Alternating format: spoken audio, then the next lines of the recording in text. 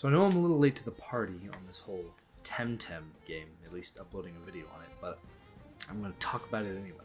Now, while I personally believe that the game stands on its own, it is very, very easy to see the inspiration from Pokemon in this game.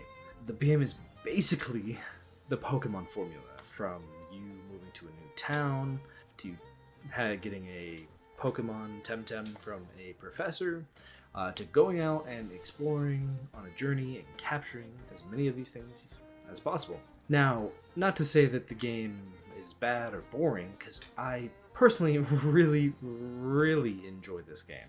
I think it is very fun. I am going to make a lot of connections to Pokemon and drawing connections between both of those games.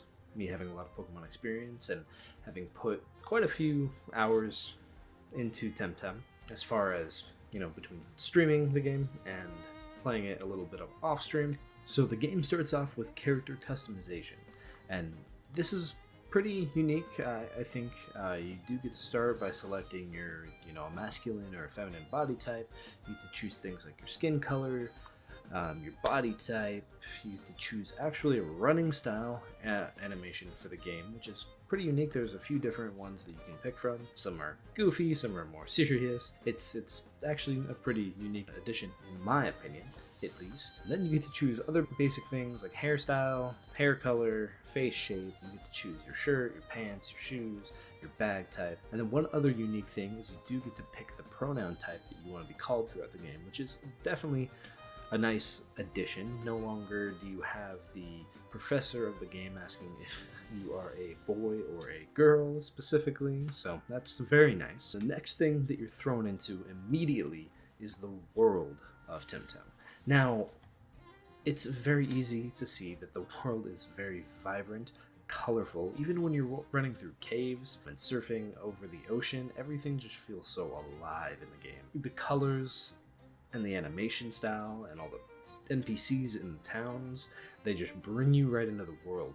This game is honestly beautiful, from the different terrains you go through to intricate caves and vibrant landscapes. There's definitely a lot to see here. The game is extremely polished. It's very easy to see that they've put a lot of work into their art direction, solely because of how beautiful the game really is and comes across. From everything from the world design to the TemTem designs are amazing. The monster designs, you do have ones that are adorably cute that you just want to keep on your team forever because they're so adorable, and you do have ones that are a lot more serious looking that definitely look like they can pack a punch in battle. But let me tell you, there is a reason for almost every TemTem to be on your team. They do have a lot to offer. And then moving into the combat of the game, TemTem's combat is probably the most interesting thing about this game, other than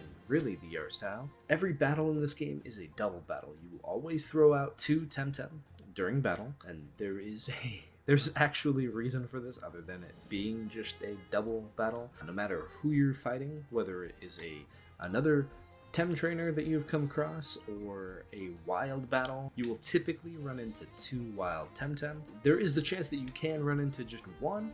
However, most of the time you will run into two. Now, like I said, there is a reason for these double battles, and that is synergy types. So a few different TemTem in the game will have certain moves that will allow synergy type attacks to be combined with their moves. For example, the TemTem Crystal has a move called Crystal Dust, which has a base damage of 60 and uses 11 stamina, but it does synergize with a Wind TemTem, and as long as you're fighting alongside a Wind TemTem with him, it does raise the damage of that move from 60 to 80, and it does increase the priority of that move, so that move will typically go first. So with the addition of the synergies and additionally the stamina system, I believe it does bring the strategy of this game way up, and additionally it does make the game quite a bit more difficult. I did find this game a lot tougher than Pokemon in a lot of aspects, solely because of these two additions of synergies and the stamina system, which it does take a lot of time getting used to. especially being a Pokemon player with the PP system, and you kind of just move into a battle, spam a move, it does immense amounts of damage as long as you're using the right one, and then the fight's over. With the stamina system, that all kind of changes. Every move has a set stamina that is utilized, and if a TemTem is to run out of stamina, it is of great detriment to your team and to the fight at hand. If you run out of stamina with one of your TemTem, they will 1. Take damage from overexhaustion, and 2. Be forced to sit out their next turn to rest. They are still in combat, so they can still get hit, but they have to take that turn to not attack, to rest and regain stamina. And that has definitely gotten me killed more than once, I will say. And you can, at any time during the battle, if you notice that your TemTem has a little bit of stamina but not enough to pull off a move, you can have them just solely rest, so you don't need to force them into overexhaustion. Or additionally, you can swap them out in battle and send out another TemTem. So the next thing I do want to touch on are the dojos in TemTem. Now, dojos are basically just gyms in the game. They have a dojo master, and you do need to fight through a couple trainers to get to them, and then you do have the fight. You gain some sort of ability from that dojo. Now in this video I'm only going to touch on the first dojo of the game, the water dojo. I won't touch on the other 3, this game being in early access. I don't really want to spoil too much for anyone who isn't very far in the game or hasn't picked it up yet. The first dojo is the water dojo of the game, which is an entire pool of water below the map of the dojo when you enter. Everyone is standing on these rock platforms that you then use water or airlifts to kind of shoot yourself up or over to, and you make your way through this maze-like area, fighting through a couple of trainers on your way to Sophia, the dojo leader. Now, when I first encountered Sophia, I was extremely overconfident going into this battle. I did know that I was going to win. I went into it knowing for a fact that I was going to win. And I proceeded to get my butt kicked and died. I did die a couple times, having to return to the battle. Of course, on death, you do... Similar to Pokemon, you do lose an amount of money, and then you go back to the healing station. And then you just have to walk back to the dojo. It's really not too big a deal, you don't lose too much, but I did need to take some time, go through and train up a little bit, come back. But I did barely make it past her. So it was definitely a tough battle, and one that I felt very happy actually defeating. Defeating her, you then get the surfboard that allows you to explore some of the water areas of the map. And one other thing that I actually forgot, I don't know how I forgot about this, because it's honestly a super cool feature of the game, and I didn't write anything in my script about it, unfortunately, but side quests. Side quests. There are quests in this game that have nothing to do with the main story that you can talk to people in town. They will tell you something that's going on. I'll touch on one of the very first side quest that you come across is a kid in front of his locker has lost his locker combination. You do talk with him, kind of figure out where to find it or where generally to look for it. So then you can go around, talk with other people, see if they've seen just a sliver of paper across the ground. Eventually you do find it, you return the locker combination to him, and he gives you a reward. It is small, but these are kind of everywhere. In every town you go to, there are side quests, which is really cool. It does track them in a like a side quest thing, so they're not just untrackable. You can't just kind of forget where they are, but it's very cool. And it's anything from gathering quests to figuring out little things like where a boat has gone off to because the boat disappeared, or there's a guy who's looking for a flying TemTem to hold a camera to get aerial shots of a certain area, so you have to capture a capable TemTem who can hold it steady so he can take shots. There's actually some pretty cool quests in the game, alongside the main quest, which will bring you to very cool areas. So with all that being said, I do think that I did honestly have more fun in this game than I did playing through Pokemon Sword and Shield. Now, not to say that I didn't like those games, because I would recommend Pokemon Sword and Shield. I would recommend them any day of the week, really. I think they are fantastic games, very well done. I have my gripes with them.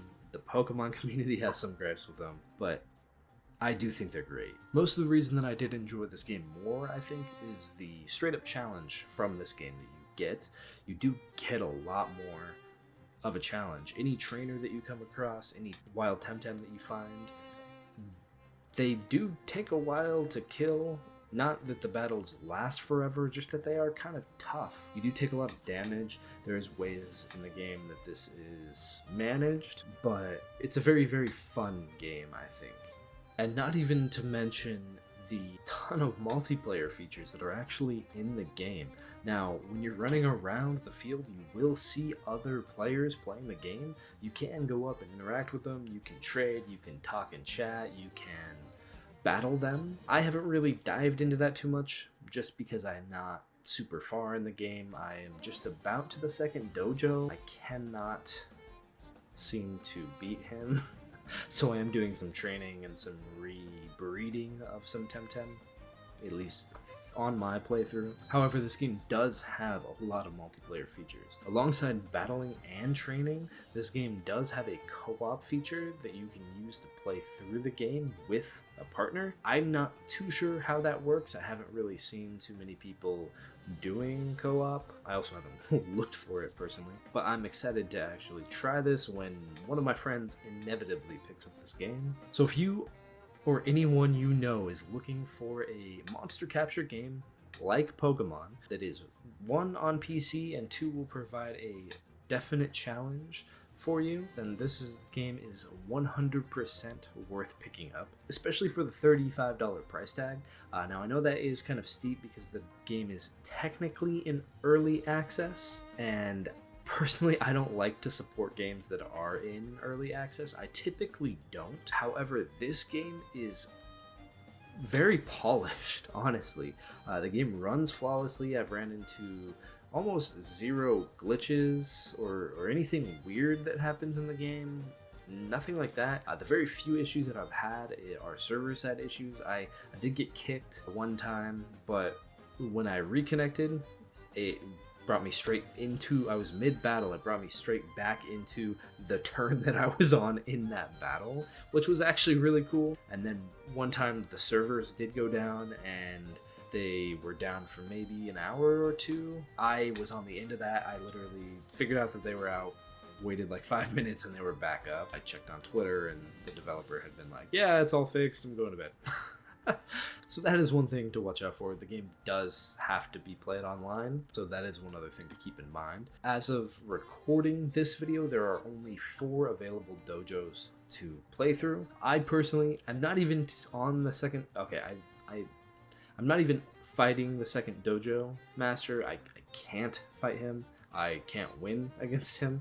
So I need to do some more training and stuff. I've been playing the game for 17 hours, and I am like almost halfway through it. So for it being there and having as many multiplayer features as this game has, I definitely think $35 is worth picking up, especially if it sounds like something that you would be into or that you would be excited to check out. If anything about this video makes you want to purchase it, definitely go do it. And if you do have this game, let me know what you think about it. I really do want to know what other people think, because this game does have a pretty big following from what I've seen. Not that I've talked to many people about it, but as far as Twitch numbers are concerned, there's a lot of people streaming the game. Also, I am streaming my playthrough over on twitch.tv/Zabarak. So if you want to head over there, you can give me a follow. I play a couple times. I usually try to stream at least 2 to 3 times a week. Kind of at random right now because I am a new dad, so things are kind of crazy in my life, but I do try to get a few days of streaming in. I do tweet out typically when I go live, or at least before I'm gonna go live. So if you do want to head over there to Twitter as well, you can, I'll put something somewhere in the description as well, and stay up to date with all that. I do also talk about tweet a lot about some games that I don't make videos about just because I don't have a ton of time to make videos. So I will tweet out random thoughts or things that I see in the gaming world, and I do like to talk about that stuff, so hit me up over there if you are interested in any of that, and I'll catch you guys in the next video. Have a good one.